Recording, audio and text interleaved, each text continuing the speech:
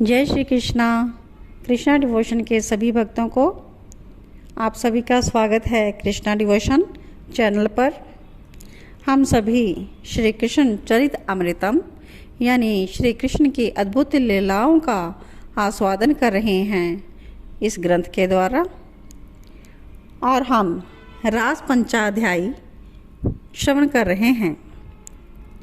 और श्री कृष्ण और कामदेव का अद्भुत युद्ध है ये रास पंचाध्यायी महारास। अद्भुत युद्ध था कामदेव और श्री कृष्ण का। आज हम श्रवण करेंगे भाग 149, कामदेव जब हारा। पिछले एपिसोड में हमने श्रवण किया था कि किस प्रकार से गोपियाँ सब त्याग कर अपना श्याम सुंदर के पास आ गई थी, लेकिन आगे गोपियों और श्री कृष्ण का संवाद हुआ। और फिर कामदेव जब सब देख रहे थे कि ये कैसा ये मोहन है कि खुद ही बंसी बजाकर सभी गोपियों को बुलाया और अब इनको कह रहा है जाओ। और गोपियों की जो दशा हुई तो श्री राधा आकर आकर कहती हैं कि आप सभी गोपियों को अपना लो श्याम सुंदर। तो श्याम सुंदर ने सभी गोपियों को हृदय से लगा लिया था।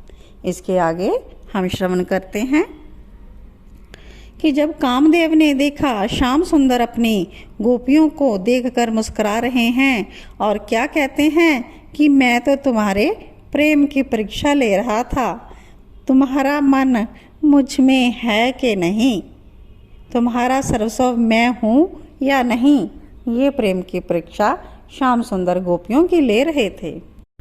पर हे गोपियों, तुमने उस दुस्तर मोह की रस्सी को तोड़ दिया है जिसे बड़े बड़े योगी तक तोड़ नहीं पाते और उलझे रहते हैं।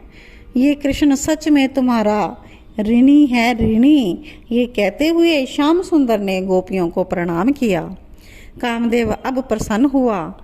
तुरंत उसने अपना धनुष संभाला, पुष्पों के बाण निकाले और तभी आत्माराम अपनी ही आत्मा से रमन करने के लिए तैयार हुए। युद्ध की भूमि गोपियों का गौर अंग था। कामदेव ने उसी में प्रवेश किया, पर श्री कृष्ण भी सर्वेश्वर हैं। कामदेव के पिता को ही श्री कृष्ण ने अपना भक्त बना लिया। कामदेव का बाप है मन, इसलिए तो कामदेव को मनोज या मनसिज कहा जाता है। और श्री कृष्ण ने गोपियों को मन को ही अपना बना लिया। मन श्री कृष्ण का हो गया तो ये युद्ध की अद्भुत नीति थी नंदनंदन की। कामदेव ने देखा इस नवल किशोर ने तो मन को ही अपने वश में कर लिया है। कामदेव कुछ समझ पाता कि श्री कृष्ण ने हंसते हुए गोपियों के मन में काम को प्रवेश करने दिया। उस गौर वदन गोपियों का श्री कृष्ण स्पर्श करने लगे। नृत्य शुरू हो गया वृंदावन में। हजारों गोपियां और उनके साथ हजारों रूपों में रूपायित हो गए श्री कृष्ण। अपने बाहों में भर रहे थे अपनी प्यारी गोपियों को श्याम सुंदर। वो नृत्य करते हुए चूम रहे थे गोपियों को। कामदेव हंस उठा, अब मैं पराजित करूँगा, मैं इसके मन में काम उद्दीपन भरूँगा। पर कामदेव अभी भी नहीं समझ रहे, ये तो मदन गोपाल हैं, मदन इनका क्या बिगाड़ेगा। गोपियों की अलकें संवारते हैं, आलिंगन करते हैं, वक्ष से वक्ष लगाते हैं और ये सब बड़ी तेजी से घर रहे हैं, घूम घूम कर रहे हैं, अधरों से अधर मिल रहे हैं, नख से आघात कर रहे हैं गोपी के अंग को। और गोपी आनंद में डूब रही है और वो भी अपनी बाहों को फैला देती हैं। श्याम सुंदर उसके बाहु पाश से बंध जाते हैं और वो गोपी नैनों को मूंद कर हंसती है, खिलखिलाती, रोमांच हो रहा है। कामदेव ने अपने सारे बाण चला दिए, पर उसके समझ में नहीं आ रहा कि श्री कृष्ण पर मेरे बाणों का असर क्यों नहीं हो रहा। वो अपनी शांत स्थिति में हैं, उनका मन तनिक भी विचलित नहीं हो रहा, ना उनके मन में कोई काम वासना का ही उदय हो रहा है। वो तो एक महायोगी की भांति शांत हैं, परम शांत। नाथ नाथ, ये अब कामदेव चिल्ला उठा। श्याम सुंदर ने मुड़कर देखा, कामदेव मूर्छित हो गया। वो स्वयं इस रास लीला से विचलित हो उठा, पर जो रास के नायक हैं ना, वे शांत थे, योगियों की तरह। पर ये योगी कहाँ हैं? ये तो योग ईश्वर हैं। योग ईश्वर के ये योग शिवर हैं, योगियों के ईश्वर के भी ईश्वर। फिर काम का इन पर क्या प्रभाव?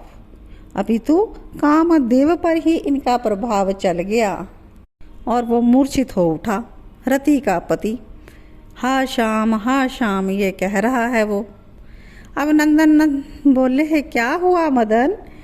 तो कहता है कामदेव, मैं पराजित हो गया नाथ, अब बस मेरी एक ही कामना है, आप पूर्ण कर दे नाथ। श्याम सुंदर की मधुर वाणी गूंजी, कामना है अब भी मदन?